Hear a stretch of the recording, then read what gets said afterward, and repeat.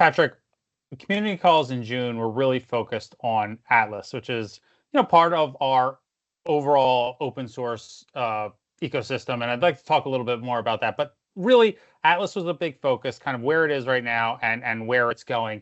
I think there's probably a lot of people. Obviously, Atlas is heavily used in our community for research, but there's also probably a lot of people that don't really know what the Atlas tool is and how it can benefit them. So before we kind of go into where we are, where we're going, can you just get a general overview of Atlas and its value to research?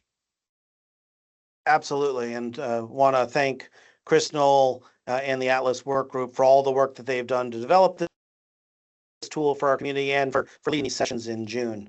So Atlas is one of our key open source development packages. It's a web user interface that allows for researchers to be able to design and execute observational studies.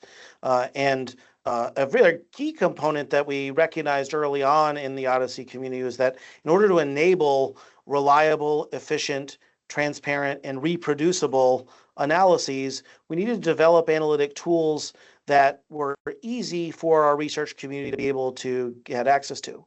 We've got lots of amazing data scientists in our community who are comfortable programming, but also many of the researchers and clinicians that we work with aren't necessarily going to be native to programming in R or Python or some other programming language.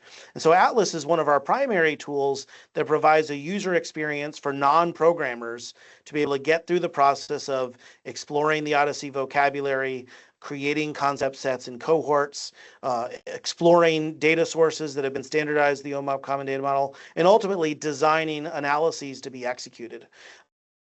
And we've seen Atlas go through quite an extensive journey over the last many years, from an initial tool that we kind of piloted out to now being a tool used by over 100 organizations to facilitate research. And I think it's a testament to our development team, the success of this tool, and also is a reason why we put a focus on it this month as an effort towards talking about where it's come from and where we're going next. Speaking about where we're going, so we look at, obviously we have an open source community work group. There's a lot of work around open source development. When you start thinking about where the community is right now and where it's going, what excites you, and what about Atlas? Like, where does it fit around kind of the general community, open source community moving forward? Well, this month, what we did was we wanted to showcase all of the feature functionality of Atlas to really engage our broader community to understand what parts of that tool are actually useful, how often they're used, and what impact they're having in our research. And we're still collecting information from the community, but one of the things that's already abundantly clear from what we've heard is that Atlas is really a fundamental tool that we have for designing cohorts and creating concept sets that really serve as those building blocks to all of the suite of analytics that we support. I think it's a testament to the infrastructure that we created that Atlas really is our primary tool for developing cohorts and continues to provide us a foundation to do other research. At the same time, what we also learned was that as folks used Atlas as a tool for exploring the vocabulary and building cohorts, people had the idea that they wanted to be able to, in that same user experience, also to be able to design and execute various different types of analyses.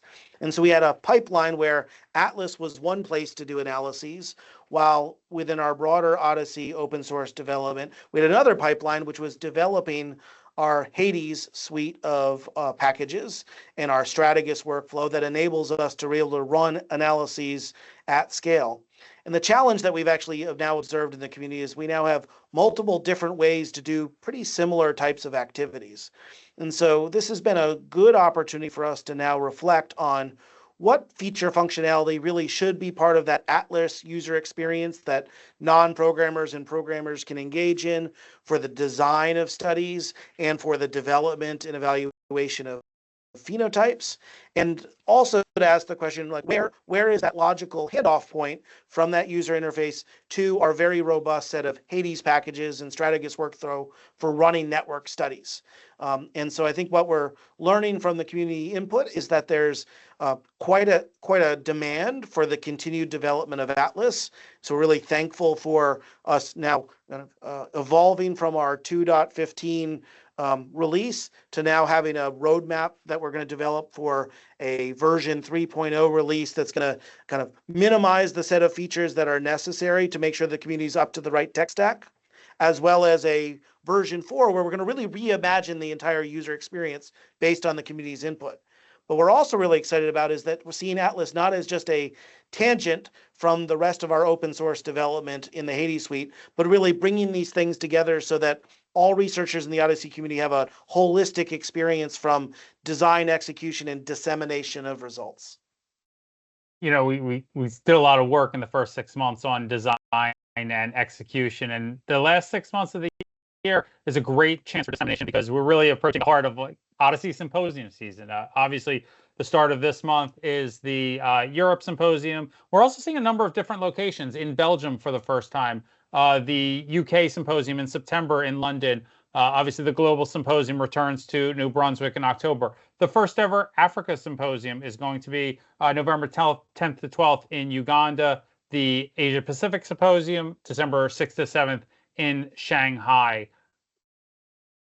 It's a lot of opportunities for people around the world to share their research. But really, how important is it that we are seeing Symposium in different locations, in new locations, different continents all over the world? That's got to be, you know, now we're entering the second decade of Odyssey. Very exciting to see. Absolutely. And I think, this year we set up the idea that we're going to focus the first half of the year on the process of design and execution, as you said, and then really with a focus towards the second half of the year, we could collaborate together towards dissemination. I think scientific conferences are a great place for researchers in different disciplines and geographies to get together and share their work. What I think makes these Odyssey Symposia particularly unique opportunities is that we are very purposely a multidisciplinary community.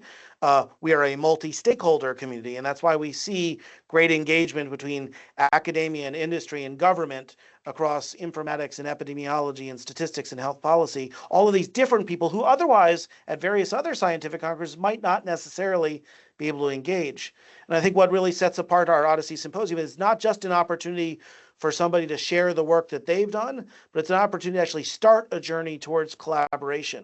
And I think that these in-person meetings provide a really great opportunity to facilitate those face-to-face interactions, to foster those connections and collaborations, and hopefully be the stimulus, not just to be the end point of sharing your work, but actually be the starting point for the next research and the next evidence goals that we can actually establish together. So really excited this coming month to be able to be in Belgium for the Odyssey Europe meeting, and particularly excited to see all of our regional symposia as well as our global symposium being a place where we can really try to accelerate collaboration in our open science community.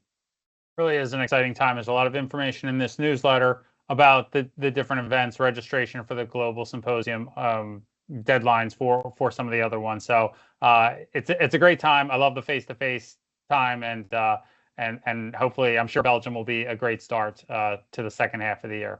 Thanks for joining, Patrick. Thanks, Craig. Science!